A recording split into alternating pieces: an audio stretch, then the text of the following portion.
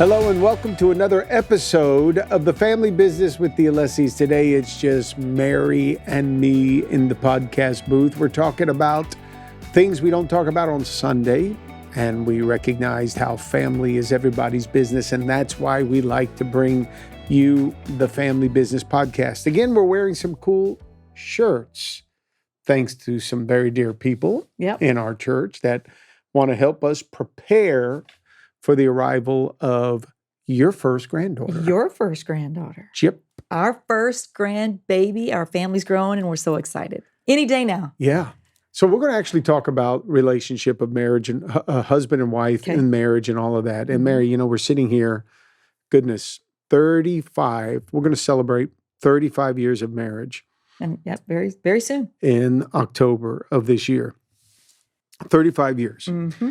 If we didn't do what we're going to talk about doing today, we probably wouldn't be wearing these T-shirts. I promise you we would not. We wouldn't have made it this far. No. Not at all. But here we are, 35 years married. Mm-hmm. That I think it qualifies us to be able to talk about this particular subject because it's what you did. Yeah. 35 years ago that has allowed us to get established in what we have ultimately been able to build our lives upon. But here's the whole thought. We're talking about leaving and cleaving. Yeah. Two words that we find in a chapter or a verse in the Bible where it talks about that a man should leave his father and mother and shall cleave to his wife, and the two shall become one. Yep. So we're talking about that.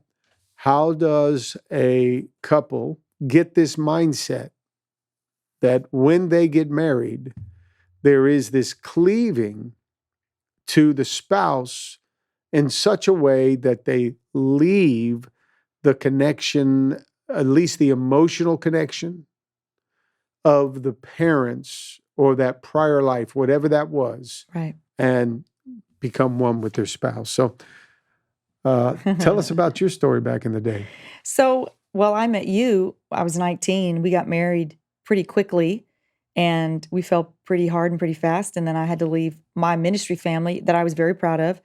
And of course, within that time reference, my parents got divorced. So it made it very difficult. But I wanted to run and support and protect my mother, but I'd also made a decision to get married. And in that, it meant I had to leave and cleave. And I was married now. I was a wife now. I was a Mrs. now. I'm fortunate to have had a mother who was, she's a product of the 50s. So in that day and age, wives supported their husbands. They didn't have the struggle culturally that we have today. Mm-hmm. So that was never anything she resented. Mm-hmm. That I didn't rush back to her, and she never felt like I owed her anything. She understood the power of me leaving and cleaving. And so, but that did not make it easy because all you've ever known when you get married is your mom, your dad, your family, whatever that family situation is. That's all I knew. And I had a twin sister. Mm-hmm. So it's not just mom and dad, it's siblings too that you're close to. The culture of your family, the way your family does things. Our family's maybe more sarcastic and we joke, and you marry into a family that's more serious and they think sarcasm is rude and nasty. And you're like, well, y'all need to lighten up. Sarcasm's fun. Mm-hmm. So there's a lot that is wrapped up in that leaving and cleaving. It's not just leave your parents and don't do what they tell you to do. Do what your husband tells you to do or what your wife tells you to do. It's bigger than that. It's a cultural process as well that you really do have to leave and cleave. Mm-hmm. And it's not What is not easy. Leaving? What is it? Well, first, before we go on there, let's remember you're 19. Yeah. There are some people today in their 20s and 30s that haven't mastered this. It's true. And it's causing problems in their marriage, or maybe it's keeping them from even stepping into a commitment of marriage because emotionally or physically, they're not willing to leave the influence of the family, the parents. and then cleave. Those are two strong words. So what's cleaving if we look at that? So I really was looking it up to really understand that word. I've always thought cleave meant cling, where it doesn't really mean cling. And I just looked it up here, which everyone could do. This is an easy exercise here. It actually has two meanings that are opposite of each other. And the Bible's very specific when it uses words. The words it uses are on purpose.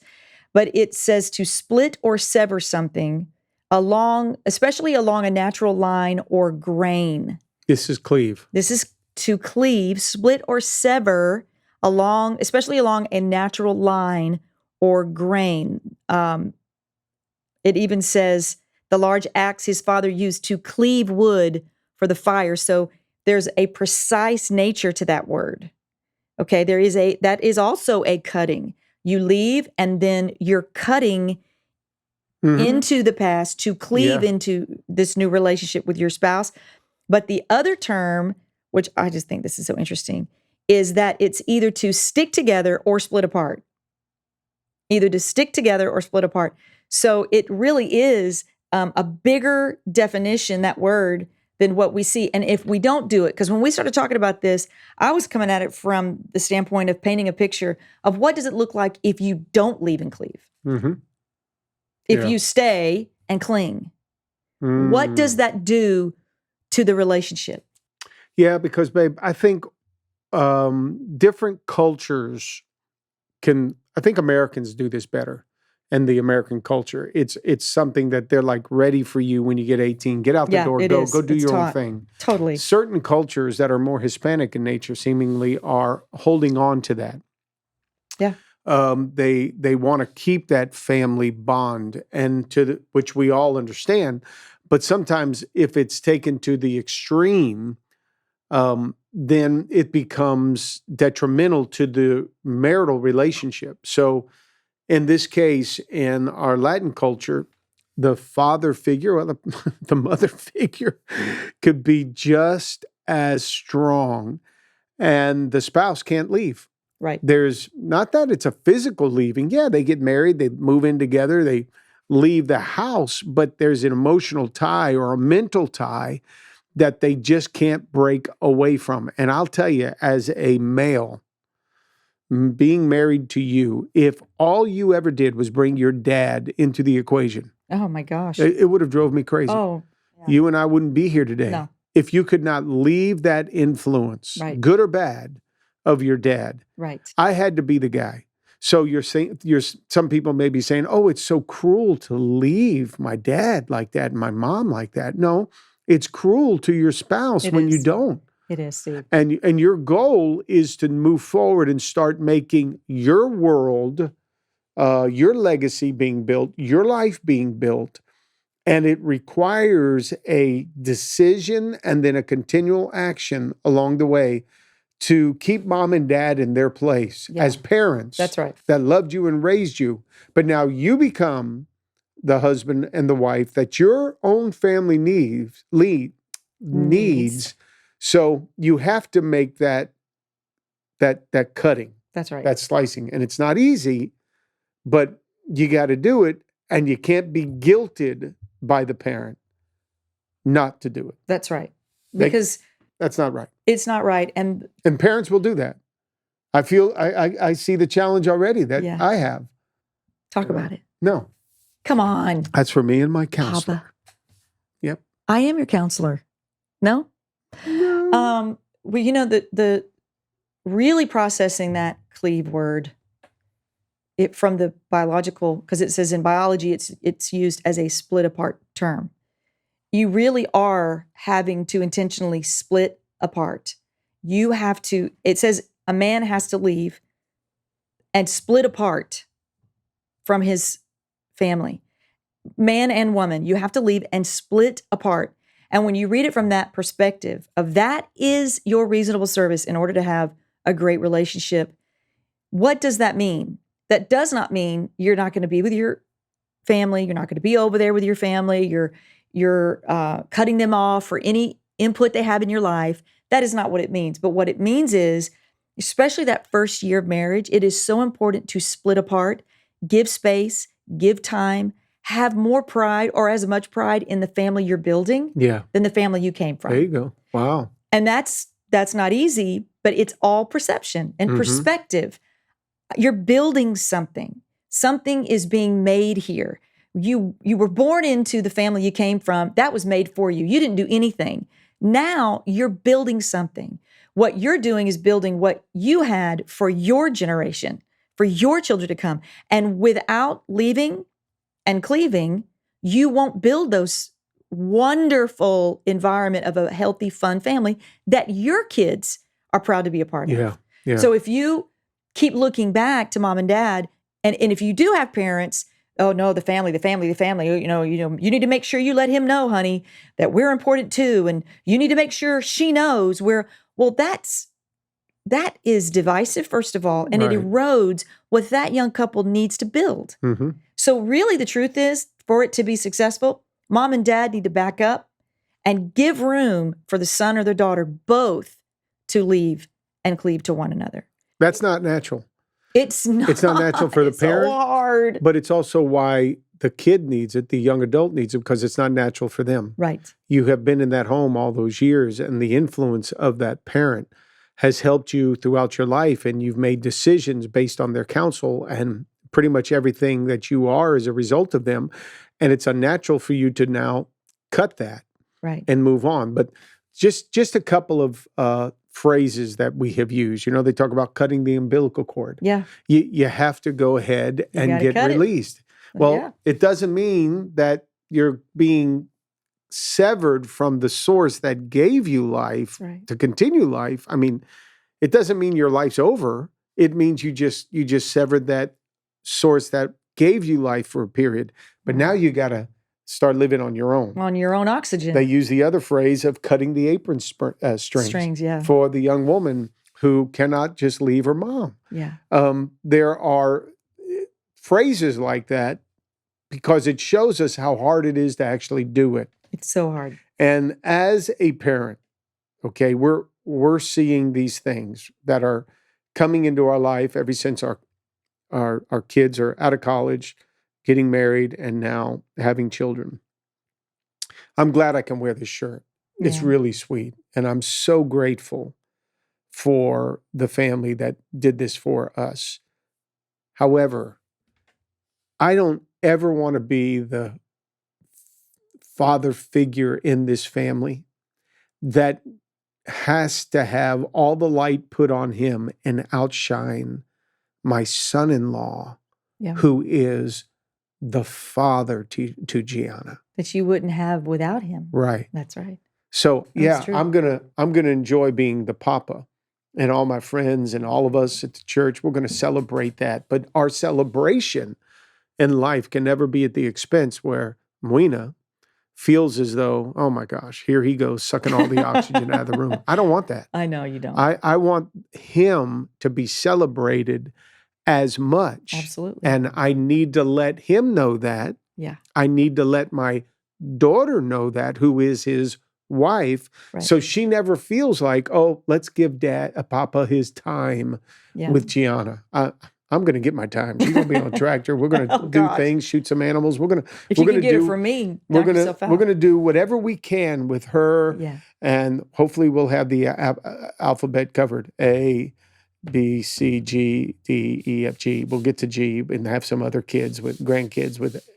Get the alphabet covered with all of that. Oh, you mean other grandkids? Other grandkids, yes, yes. So we'll have plenty. We'll have plenty. Have lots to have fun with. But I don't ever want it to be about, oh, this has got to be about dad, because that, or Papa in this case, because that could put unnecessary pressure. It puts a strain on my daughter, who is now a wife before she's my daughter.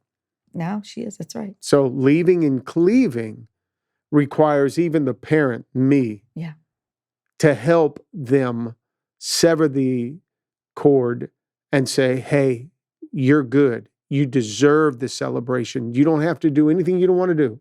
Yeah. Because you're worried about my ego being, stepped on here, my pride. That can't happen. So the parent has to help the child, the adult child, leave. And I want to say this, it's a painful process. It hurts. It hurts on an emotional level. And it isn't extraordinary people or people that have some extra sense that they were born with to be able to do this difficult thing. It really is just understanding the principle is true, it's real, and if you value it and you operate in it, you will find new life and a new sense of relationship with your grown kids where they want your presence. But when you don't do this, when you don't help them leave and cleave, and you play your part as the parents to the possible future grandparents of your children, they're still processing, trying to understand what this splitting apart from mom and dad means, because it's painful. Anything that has to be birthed that's new, there's pain involved. So it could be that even Stephanie right now, because she got married so quickly, now she's having a baby so quickly, we've backed up to give them room because we understand the power of leaving and cleaving, and we know we're strong. Chris Moena has an amazing mom and dad that we love, and we're so thankful. We feel like it's a gift, what special people they are, but they've been a strong part of his life too. All of our influences are strong in our kids' lives. So sometimes I have to remind Stephanie, hey, this is hard for all of us. Mm-hmm. We're backing up. Don't misinterpret our leaving and cleaving. Right. Because we have to get to this new season of not seeing you as ours anymore. You're not ours anymore. But it hurts to say that, but it's the sweetest thing in the world because we've just attained a son. Right. You know, Chris's mom and dad have attained a daughter. And as the years roll on, we're doing things right. We're not creating any wedge because we could not leave and cleave. We saw the pain of that as something that we needed to somehow soothe and come back in strong. And, you know, that's my daughter and you need to defend us. But no, we have to die to those things so that what's coming is sweeter. Mm-hmm. And it's not a suggestion in the Bible. Yeah. No, it's not. It's not a suggestion. No. So Is it easy? No. Does it take time? Absolutely. But will it be worth it? Sometimes I can be honest with you. Over the years, I've been jealous of my mom and the comments she'll make about you and how much she loves you. And was never She says it? a time, she used to, before. No. In the beginning, she just loved you, and you always talked about how much you loved her, and you guys had a sweet relationship even before you met me and knew me. But throughout all of that, and I go back to her because she came from a generation that truly understood that's what you did. Mm-hmm. I tried to send you back. You did try to send me back, and she would not take me back. She said, "No, she's yours." She said, "Yeah, that was cute. You cleave. For real. That was youth. I was so upset about something. I said, take her. I'm sending her back." She's like, "Nope. You married her. She's yours." She blamed you for not letting you raise me. I'm like, well, what in the world? But what? That's what she always says. I don't understand what she means. But anyway, like she needed another year to teach me to be a wife. So she takes responsibility, I think. I got whatever. it. Yes. Okay. She understood the power and the process of leaving and cleaving, even under the circumstances where she had an empty nest in a year and my father was gone. Yeah. So you talk about hard. Mm-hmm. But when I would call her, because I'd be frustrated about something, and I would start to go there, how mad I was. We'd have some petty, stupid fight over how you wouldn't go get me a Slurpee from 7-Eleven or something childish. You wouldn't let me spend the $20 I wanted to spend, and it wasn't fair. My mother never one time sided with me. She was not an ear to me. Speak to that, okay? She resisted any time. Because she knew you, there was never a time that if I could call my mother and I was really mad and I thought she'll listen to me and I'll have a defense partner in my mother, never would she ever go there. She'd say, well, Mary, just know this. I know how you are.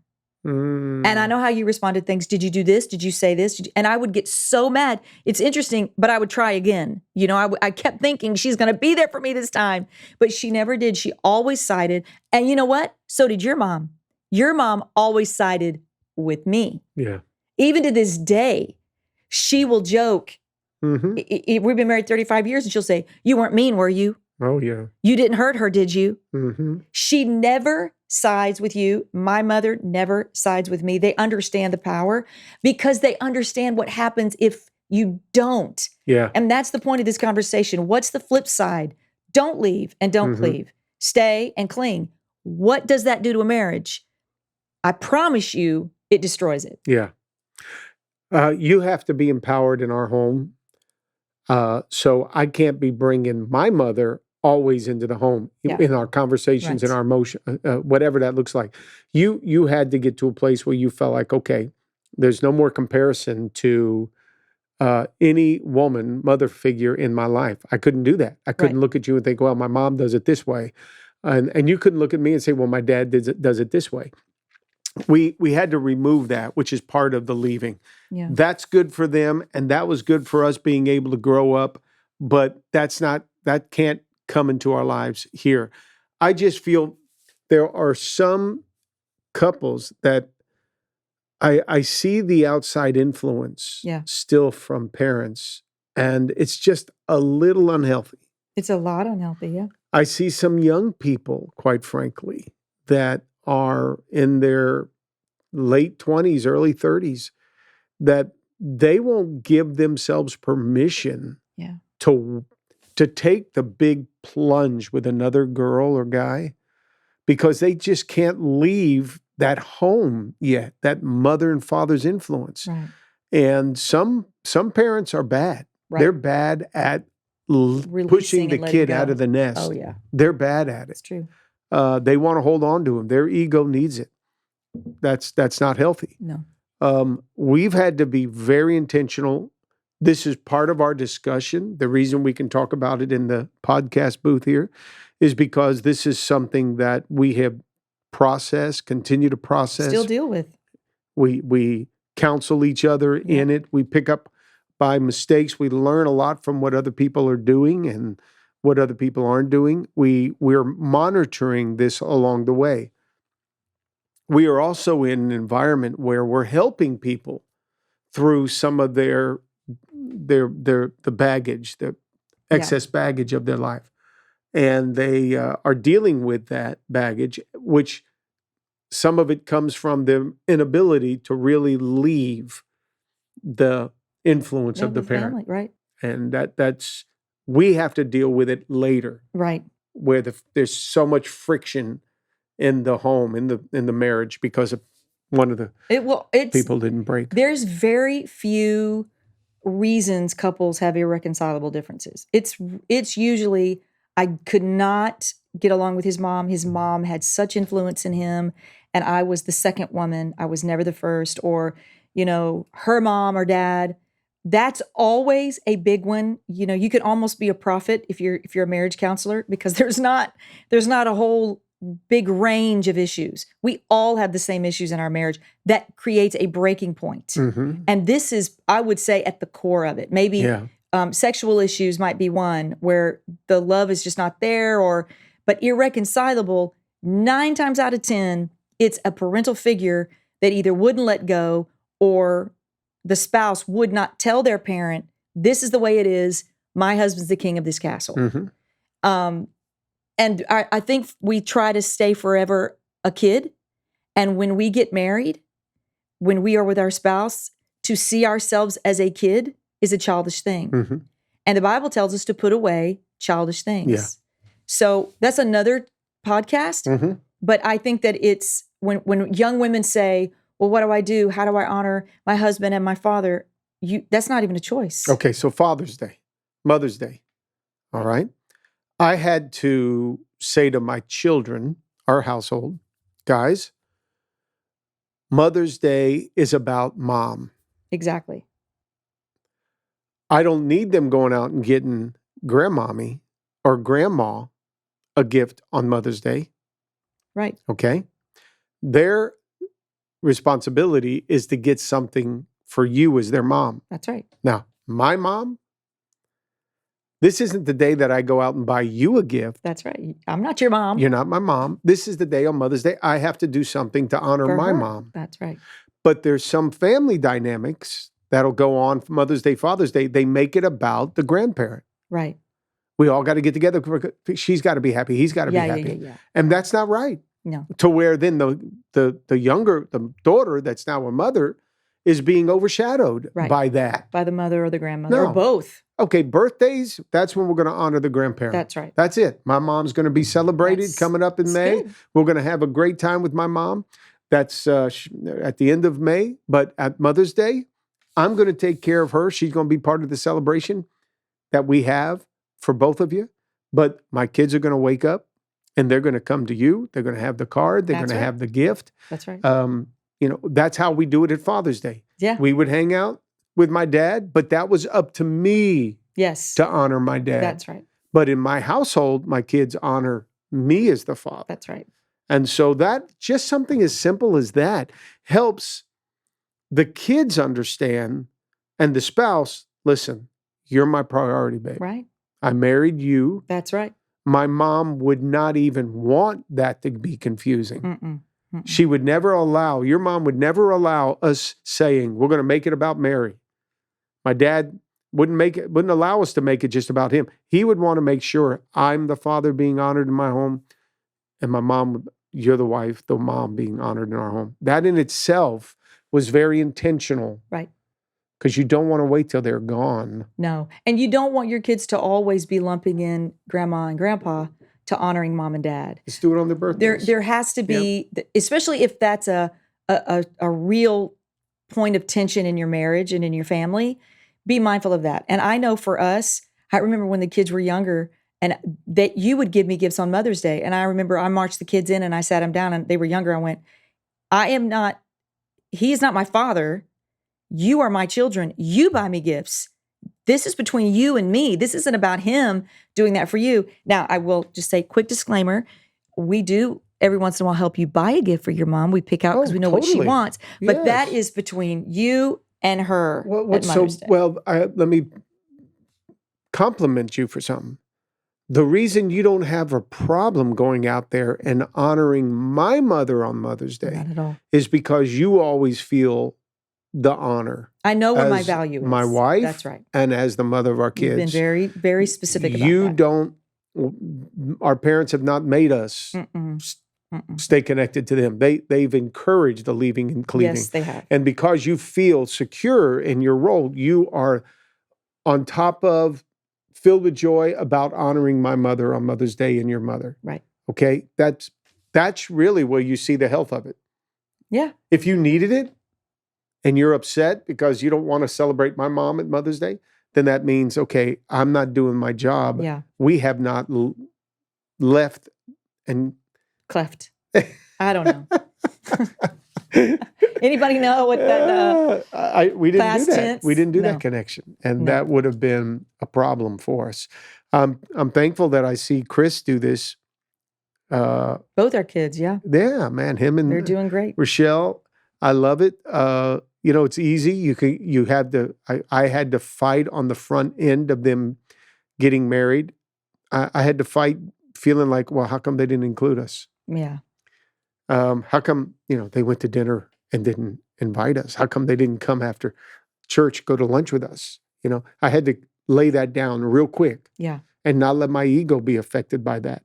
And I'm glad that they can cleave to each other. Yeah. Go spend the time with yourselves and go spend the time with each other. Yeah, we're hanging out at the pool at the house on a Saturday. We send a little text, hey, we're going to be doing it and have some food. Come join us. If they say no, it doesn't break our heart. And we had a conversation about that, all of us. Yeah. Guys, if we text you and we invite you, it will not hurt our feelings if you say no, and we aren't keeping score.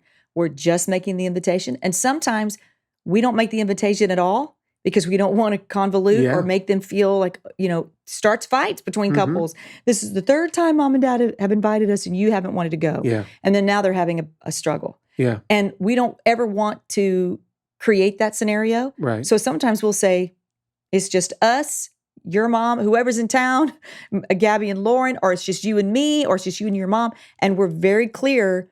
We're purposely not inviting you. Y'all go home. Yeah. So that we don't create more of a No, of a and struggle. there's such an intentionality about all of this. It is. It's the more you talk about it with your family, the more black and white it is. The more aware you are of all the little nuances that go with how do we continue to honor the older family members that we have, that we've come from, the grandparents, and at the same time, honor our relationship as husband and wife. There's a lot of intentionality, a lot of discussion. That's why I'm glad you mentioned that. We did say to our kids, our adult married kids right now, officially sat them down and we said, guys, don't feel obligated. That's it. And you're right. There's been times we're going to go do something. We're like, don't even tell them. Yeah. Because we don't pressure. put the pressure. That's right. And I've heard them have the conversation amongst themselves because they want to be sensitive to, hey, we got to make sure we're spending time with members of your family. Absolutely. And that's great. That's right. We want that. It's healthy. But